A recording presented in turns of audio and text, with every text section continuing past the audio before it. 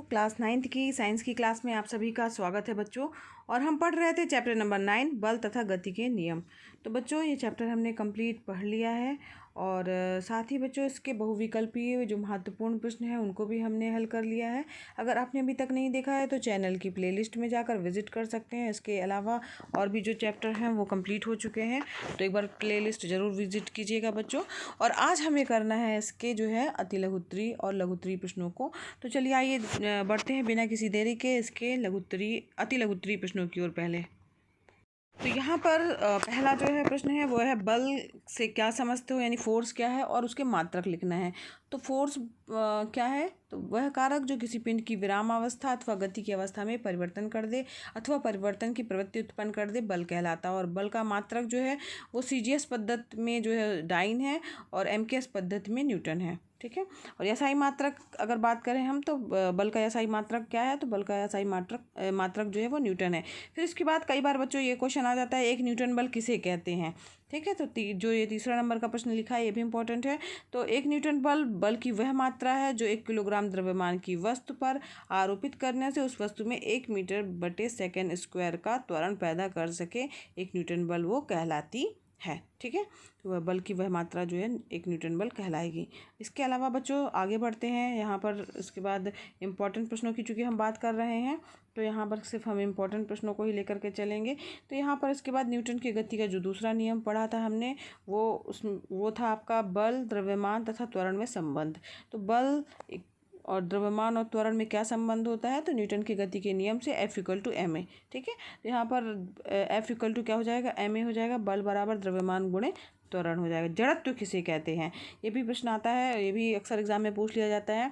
तो वस्तुओं का वह गुण जिसके कारण वह उसकी गति या विराम अवस्था में परिवर्तन का वो विरोध करता है। वो कोई वस्तु जो है वो गति में है तो हमेशा गति में ही बनी रहना चाहती है, विराम की अवस्था में है तो विराम की अवस्था में ही रहना चाहती है और उसमें परिवर्तन का वो विरोध करती है। इसी को ही क्या कहा जाता है, जड़त्व कहा जाता है। तो यहाँ पर जो है जड़त्व समझ में आ गया बच्चों, ये भी प्रश्न इंपॉर्टेंट था। इसके बाद बच्चों आपका है जड़त्व एवं द्रव्यमान में क्या अंतर है। इसके बाद न्यूटन की गति विषयक तृतीय नियम अथवा क्रिया प्रतिक्रिया के नियम का उल्लेख कीजिए। ये प्रश्न इंपॉर्टेंट है बच्चों, आपके हाफ ईयरली एग्जाम की दृष्टि से भी बहुत इंपॉर्टेंट है। गति विषयक तृतीय नियम क्या है और इसको जो है और संवेग संरक्षण से संबंधित प्रश्न भी आ सकता है। तो तृतीय नियम तो अच्छे से आप याद कर लीजिएगा। साथ ही बच्चों न्यूटन की गति का पहला नियम वो भी बहुत ही इंपॉर्टेंट प्रश्न है और उदाहरण सहित जो है समझाने के लिए आ सकता है। तो न्यूटन की गति का तृतीय नियम अथवा क्रिया प्रतिक्रिया नियम उसी को कहा जाता है। तो प्रत्येक क्रिया के बराबर किंतु विपरीत प्रक्रिया होती है। ठीक है। और ये जो है ये दो विभिन्न वस्तुओं पर कार्य करती है, यही न्यूटन की गति का तृतीय नियम है। इसके बाद बच्चों महत्वपूर्ण प्रश्न है संवेग संरक्षण का नियम क्या कहता है, या संवेग संरक्षण का नियम लिखिए। तो यदि एक या एक से अधिक वस्तुओं के निकाय पर कोई भी बाह्य बल जो है आरोपित अगर नहीं हो रहा है तो निकाय का संपूर्ण संवेग जो है वो अपरिवर्तित रहता है। ठीक है। यही है संवेग संरक्षण का नियम। तो इसको अपने शब्दों में भी आप लिख सकते हैं। चैप्टर पढ़ते समय हम लोगों ने इसको अच्छे से पढ़ा था। एक न्यूटन बल की परिभाषा दीजिए, हम लोगों ने अभी जस्ट पढ़ा है। इंपॉर्टेंट प्रश्न है, अक्सर पूछ लिया जाता है कि एक न्यूटन बल वह बल होता है जो 1 किलोग्राम द्रव्यमान के पिंड में 1 मीटर पर सेकेंड स्क्वायर का त्वरण उत्पन्न कर दे। ठीक है। तो यहाँ पर ये हो गया। इसके बाद जो है न्यूटन का जो है वो जड़त्व विषयक नियम जो है किस नियम के तुल्य है, ये भी पढ़ सकते हैं आप। तो न्यूटन के गति विषयक प्रथम नियम जो है वही जड़त्व का नियम है। तो जड़त्व का नियम जो है न्यूटन के गति के प्रथम नियम के समतुल्य है। ठीक है। और अगर संवेग संरक्षण का नियम पूछा जाए कि संवेग संरक्षण का नियम जो है न्यूटन के किस नियम के तुल्य है, तो न्यूटन के गति के तीसरे नियम के समतुल्य कौन सा नियम है, संवेग संरक्षण का नियम। 43 और 44 क्वेश्चन भी जो है ये आपको थोड़ा सा पढ़ लीजिएगा, ये भी इंपॉर्टेंट है। इसके बाद बच्चों जैसे प्रश्न आ सकता है कि किसी चिकनी या पॉलिश की हुई सतह पर या फर्श पर जो है अथवा बर्फ़ पर चलना कठिन क्यों प्रतीत होता है। तो किसी भी चिकनी या पॉलिश की हुई फर्श अथवा बर्फ़ की सतह पर घर्षण जो होता है वो बहुत ही कम हो जाता है और आसानी से चलने के लिए जो है आसानी से चलने के लिए हमें क्या है, घर्षण चाहिए। तो इसलिए अगर घर्षण नहीं होगा तो हम चल नहीं पाएंगे, इसलिए इन पर चलना जो है वो कठिन प्रतीत होता है। इसके बाद ये भी इम्पोर्टेंट क्वेश्चन है कि एक यात्री बस जो है तीव्र वेग से सरल रेखा में गतिमान है और बस के एकाएक रुकने पर यात्री का सिर जो है वो किस ओर झुकेगा। तो यहाँ पर देखिए बच्चों, यात्री का सिर जो है वो आगे की ओर जाएगा, अर्थात बस के चलने की दिशा में जो है गति के जड़त्व के कारण जो है वो झुक जाएगा। ठीक है, तो यहाँ पर इसको डिटेल भी लिख सकते हैं आप कि सरल रेखा में जो है तीव्र वेग से चल रही है तो हमारा शरीर भी जो है चल रहा है, अचानक से जो है बस रुक जा रही है तो बस तो रुक गई, तो हमारा निचला हिस्सा जो गाड़ी के या बस के संपर्क में वो तो रुक जाता है, लेकिन हमारा ऊपरी हिस्सा जो है वो आगे की ओर ही उसी तरह गति करना चाहता है, इसके कारण हम आगे की ओर चले जाएंगे, यात्री का सिर जो है वो आगे की ओर झुक जाएगा। ठीक है, यहाँ पर आपको समझ में आ गया बच्चों प्रश्न। इसके बाद नेक्स्ट प्रश्न की ओर बढ़ते हैं। इसके बाद है इम्पोर्टेंट, हाँ ये तोप बंदूक या पिस्तौल से गोली छोड़ते समय जो है वो पीछे की ओर झटका लगता है क्यों, या गोली चलने पर बंदूक जो है वो प्रक्षेपित होती है क्यों। तो ये भी इम्पोर्टेंट है बच्चों, अक्सर एग्जाम में पूछ लिया जाता है। तो बच्चों, तोप या बंदूक से जिस संवेग से गोली निकलती है उसी ही संवेग से जो है तोप या बंदूक जो है वो पीछे की ओर जो है गोली जो है उसको झटका देती है, इसीलिए जो है या पीछे की ओर वो भी उतना ही संवेग से जो है लगाती है या उतना ही बल लगाती है, तो इसके कारण जो है वो पीछे की ओर जो है वो बंदूक जो है वो प्रक्षेपित होती है या पीछे की ओर जो है झटका लगता है।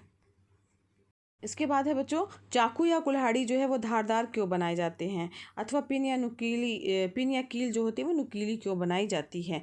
तो यहाँ पर देखिए, चाकू या कुल्हाड़ी जो होते हैं वो धारदार होते हैं और पिन वगैरह या कील वगैरह जो होती है वो नुकीली बनाई जाती है, ताकि जो संपर्क क्षेत्र है वो कम से कम हो। ठीक है, संपर्क क्षेत्र कम हो जाता है, जिसके कारण क्या होता है, दाब जो है बढ़ जाता है और चाकू या कुल्हाड़ी द्वारा वस्तुओं को काटने में जो है आसानी होती है। अगर पिन या कील है तो उसको गाड़ने में आसानी होती है। इसके बाद बच्चों, एक और इम्पोर्टेंट क्वेश्चन है कि जब कोई भी बस या रेलगाड़ी जो है अचानक चल पड़ती है तो उसमें सवार यात्री जो है वो पीछे की ओर गिर पड़ते हैं क्यों, या क्या कारण है कि बस के अचानक चलने पर सवार यात्रियों को पीछे की ओर धक्का लगता है। तो बच्चों, जब बस या रेलगाड़ी में सवार यात्री जो है वो गाड़ी के समान ही जो है पहले स्थिर की अवस्था में रहते हैं। ठीक है, और जैसे ही बस या रेलगाड़ी जो है अचानक चलती है तो यात्री के शरीर का निचला भाग तो गाड़ी की दिशा में जो है वो गाड़ी के साथ जो है वो गतिमान हो जाता है, लेकिन जो ऊपर का शेष ऊपरी भाग जो रहता है वो विराम अवस्था के कारण जो है या जड़त्व के कारण जो है स्थिर बना ही रहना चाहता है। ठीक है, क्योंकि यहाँ पर न्यूटन की गति का कौन सा नियम लग रहा है, पहला नियम लग रहा है, जड़त्व का नियम लग रहा है। तो शरीर का निचला भाग तो आगे निकल जाता है, लेकिन ऊपरी भाग जो है वो पीछे की ओर रह जाता है और यात्री जो है वो पीछे की ओर गिर पड़ता है। ठीक है, तो ये न्यूटन की गति के किस नियम के कारण होता है, पहले नियम के कारण होता है। इसके बाद है अगला प्रश्न है, क्या कारण है कि यात्रा के दौरान हम कांच के सामान को थर्मोकोल या अखबारी कागज में ही रखते हैं। आवेग की अवधारणा के आधार पर उत्तर दीजिए। तो बच्चों, यात्रा के दौरान हम कांच का जो सामान है उसको थर्मोकोल में लपेटते हैं, आपने देखा होगा, उसके बीच में रखा जाता है, अखबारी कागज में लपेट देते हैं, थर्मोकोल के बीच में रख देते हैं, ताकि जो है झटका लगने पर जो है आवेग जो उत्पन्न हुआ आवेग है उसका समयांतराल जो है वो बढ़ जाए, क्योंकि थर्मोकोल और कागज़ जो होते हैं वो मुलायम होते हैं और समय अंतराल जो है वो बढ़ जाता है, जिसके कारण अधिक हो जाता है, जिसके कारण आवेग बल का मान जो है वो बहुत कम हो जाता है, जिससे कांच के सामान को झटका जो है वो बहुत कम लगता है, जिससे कांच का सामान जो है हमारा टूटने से बच जाता है। ठीक है, तो ये भी जो है आपको समझ में आ गया होगा कि किस तरीके से जो है हमको क्या सावधानी रखनी होती है जब हम कोई कांच का सामान ले जा रहे हैं। ठीक, तो अब यहाँ पर नेक्स्ट प्रश्न की ओर जो है बढ़ते हैं, जो कि है इम्पोर्टेंट प्रश्न, वो है आपका घर्षण कम करने के उपाय। ये हानियाँ जो है अगर घर्षण से बच्चों, घर्षण से हानि भी होती है और लाभ भी होता है, तो हमारे लिए जो है क्या हानियाँ हैं। तो यहाँ घर्षण के कारण जो है ऊष्मा उत्पन्न होती है, जिससे मशीन के पुर्जे गर्म हो जाते हैं, जल्दी ख़राब हो जाते हैं, टूट फूट हो जाती है, घिसते रहते हैं, जिसमें मशीन के पुर्जे जल्दी जल्दी बदलने पड़ते हैं, और घर्षण से जो है वो मशीन की दक्षता भी जो है वो कम हो जाती है। ठीक है, और क्या लाभ है इसके, अगर बात करें लाभ की कि क्या इसके बेनिफिट्स हैं घर्षण के। तो घर्षण का लाभ भी होता है बच्चों, क्या कि घर्षण के, अगर घर्षण ना होता तो फिर आग कैसे उत्पन्न होती, इसी आधार पर ही तो दिया सलाई एवं लाइटर जो है वो कार्य करते हैं, उसमें घर्षण होता है तभी तो उसमें आग उत्पन्न होती है ना। इसके बाद घर्षण के कारण अगर और लाभ की बात करें हम, तो घर्षण के कारण ही रेलगाड़ियाँ एवं अन्य वाहन जो हैं वो चल पाते हैं। हम भी घर्षण के कारण ही चल पाते हैं बच्चों ना। वाहनों को ब्रेक लगाकर घर्षण के द्वारा ही हम रोक सकते हैं, और घर्षण के कारण ही हम पृथ्वी पर आसानी से चल पाते हैं। ठीक, तो यहाँ पर घर्षण के लाभ और हानि जो है हम लोगों ने जान लिए। इसके बाद जो है प्रश्न इंपॉर्टेंट है वो है घर्षण को कम करने के क्या उपाय हैं, ताकि घर्षण को हम कम कर सकें।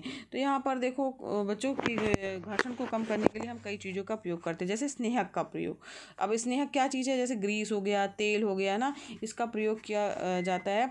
और घर्षण कम करने के लिए जो है इसके जो उनके संपर्क क्षेत्र हैं या संपर्क पृष्ठ हैं उस पर जो है ग्रीस या तेल का जो है वो लगा दिया जाता है, ताकि जो है स्नेहक लगने के कारण जो है वो घर्षण कम हो सके। फिर पॉलिश करके जो है अगर हम पॉलिश कर देते हैं, जो संपर्क पृष्ठ जो रहते हैं वो चिकना हो जाते हैं, जिसके कारण घर्षण जो है वो कम होता है। इसके बाद फिर क्या है बच्चों, बॉल बेयरिंग का प्रयोग करके।